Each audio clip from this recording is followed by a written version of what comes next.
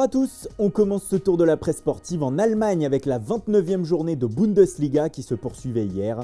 Et le Bayern Munich continue de survoler cette deuxième partie de saison. Les Munichois ont terrassé Düsseldorf ce samedi 5-0, le tout avec un nouveau doublé de Robert Lewandowski. Le Polonais fait la une de Bild ce matin car l'attaquant a en tête pour cette fin de saison d'aller chercher un vieux record de Gerd Müller. Ce dernier avait inscrit 40 buts en 1971-72 en Bundesliga. Lewandowski en est désormais à 29 et il lui reste 5 matchs pour aller chercher le record. Difficile mais pas impossible. L'équipe de son côté met en avant la performance du Français Benjamin Pavard. Impliqué sur le premier but, le champion du monde 2018 a inscrit le second afin de lancer le festival du Bayern. Tout va bien donc pour l'ancien Lillois. La Bundesliga également à l'honneur en une de Marca ce matin. Le quotidien espagnol y évoque cependant le mercato et plus précisément celui de Kai Havertz.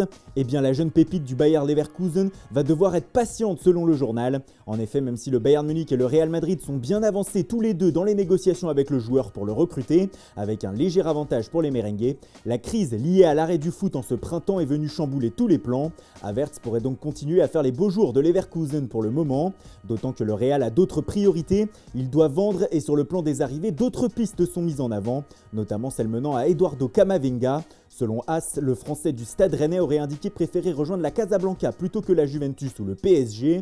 L'autre actualité sur la une du quotidien, c'est celle menant à Marc-André Ter Stegen. Le portier du FC Barcelone est pour le moment en pleine négociation avec son club afin de prolonger. Mais selon le média, le gardien allemand demanderait au Barça de faire de lui le portier le mieux payé au monde pour rester. Compliqué lorsque l'on sait que les Blaugrana ont des difficultés financières. Le feuilleton continue.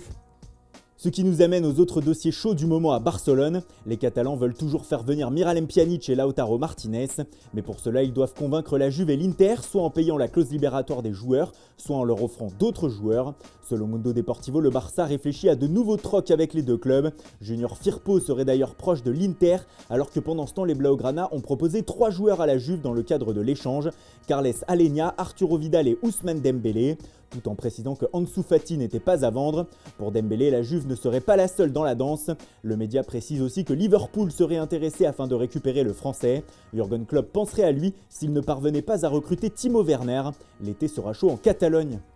Selon le Corriere dello Sport, l'été sera chaud partout, car en effet le mercato battra son plein alors que les championnats et les coupes d'Europe seront en train de se disputer, ce qui fait dire au journal que ce marché des transferts estival 2020 sera une véritable bombe en Serie A et ailleurs. Un autre sujet fait la une du quotidien, c'est la réouverture des stades en Italie.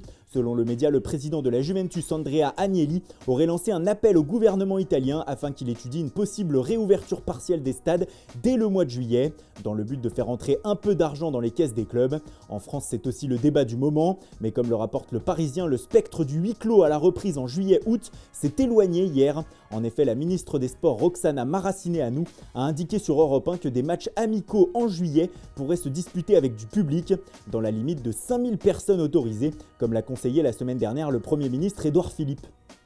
Le retour des fans dans les stades agite aussi l'Angleterre. Ce matin, le Sunday Mirror révèle que la fédération envisage actuellement des plans afin que 20 000 fans puissent assister à la finale de la FA Cup le 1er août à Wembley, 10 000 de chaque équipe finaliste.